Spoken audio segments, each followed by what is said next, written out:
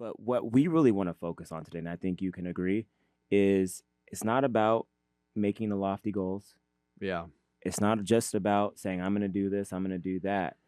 But we're focused on in July, August, and October, are you on track to fulfill the things that you said you were going to do right here, right now, today? And how can you effectively get that done? Yeah, I mean, it's kind of like you look at some people, they're the first week of the year, 1 weeker gyms or gym people, or 1 week or 1 monthers, churchgoers, right? So they go for the whole month of January and then they don't plug in anything else the rest of the year. People balance their diet. They go to, all these resolutions, I'm going to go to bed earlier, and they do it for like the first week of January, and then like they're back to their night owl selves or whatever it is. Maybe some people, they want to read this book and they like put the first chapter in their eyes, and then that book sits and gets dusty for the next 12 months. So yeah, I think that's the biggest thing, is like whatever it is, especially what the Lord's leading you in, but like whatever goals you have, is to be consistent with it, and really come to terms with yourself this year. What we had mentioned in the last episode about being thankful for what God did in 2024. So that's the process. That's the first part, is you got to be thankful for what God has done in 2024. I thank God for this day, for the sun in the sky. Because how you exit something is how you will enter something or join something.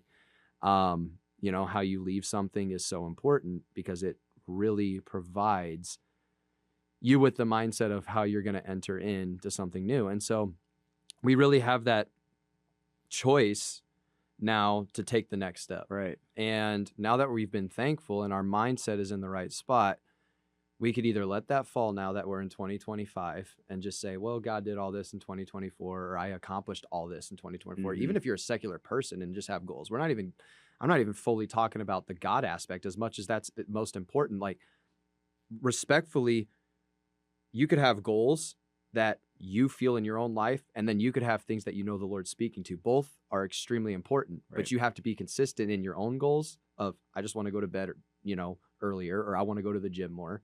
But then there could be things that God's telling you to do, as far as like, hey, I want you more plugged in a church group. So then you need to be just as consistent as that as you would be going to the gym. So whether it's God speaking to you or your own self wanting self goals, like, you have to have the same type of mindset that you did when you were young and 2024, right? How did you think about it? Think about the things you could have done better in 2024 and the things you did amazing on in 2024. And the things you could have done better in 2024, now say, okay, in 2025, this is how I need to do that better. Yeah. And then don't get complacent with the things you did so well in, or that God did for you in 2024, and not think that it can't happen again, or double blessing, And I think some people live in the lingo of like, once they leave something, it's like they're either so positive that they just kind of take it for granted, to where it's like, oh, well, this already happened for me. So now it's like, it almost causes like a laziness. Kind of like, I think I've talked to you about this before. Like, you take like a sports team, they win the championship, and then it's like some of the team buys into like, let's do it again. And some of the people are like, man, like, I accomplished like a huge goal of my life to win a Super Bowl or whatever. And then it's like, now what? And you get these people that think, now what? Now what?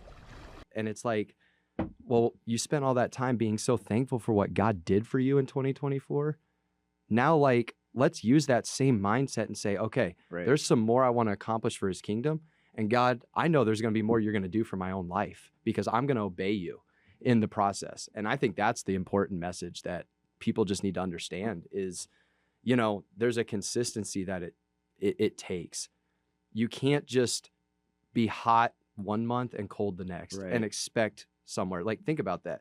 You showed up to work and decided that you just want to work hard January, February, and then March, April, let's take some time to just kind of slack off. No one's going to take you seriously, right? So it's the same thing, like in our relationship with our families, God, and then honestly coming to terms with ourselves. Like, we need to learn to just deal with ourselves and say, like, I'm not going to be this person today that the devil's tried to lie to me about in the past. I'm going to wake up with a mindset of I'm going to love myself. I'm going to believe in myself. I will conquer. I'm starting with the man in the mirror. The things that others maybe told me that I would never conquer in life, but I'm going to wake up and I'm going to do something special today with the help and the love of God. Yeah. So important. Yeah, it is. So I went on a rant there. No. It's so important. People understand that, the transition, you know? Yeah, it's, you addressed a couple of things, right? So the biggest one being your mindset. Yeah. So it's really easy to fall back into habits of complacency. Some people will also call them like self-destructive habits, because maybe perhaps what you need to be able to get to the point of accomplishing your goal requires being uncomfortable, like we've talked about before. Dude, yes. It requires learning new skills. Yes. It requires a different level of awareness of, like you said, maybe there's some things that aren't so great that you do, or some habits that you have, and really just having the wherewithal to say, okay, stop it. I'm going to be different about this year. Get some help. And while goal setting is great, because as we found out, only 50% of Americans actually even go the process of making goals. So cool, you're halfway there. Really? Yeah. Wow, that's Only a 50%. crazy stat. The other 50%, in my opinion, like you said, is mindset. Yeah. So how do we get from where I'm at today to accomplishing those things, not like you said, like at the end of the year, but every day? Because there's right now in the culture, you have this very, very, very high sense or propensity to gratify oneself with grandiose accomplishments, right? You can't Instagram making your bed every day, right? You can't Instagram picking out your clothes for the day. But you can Instagram, I passed law school. Well, did anyone talk about the 8 years of school that you went through, and every day of studying hard in the classes and all those things? Or being responsible, making your bed for 8 straight years to learn consistency and how to be as an adult and responsibility. Yeah. So I propose, started with making the bed. So I propose a new trend. We start making the mundane things the stories.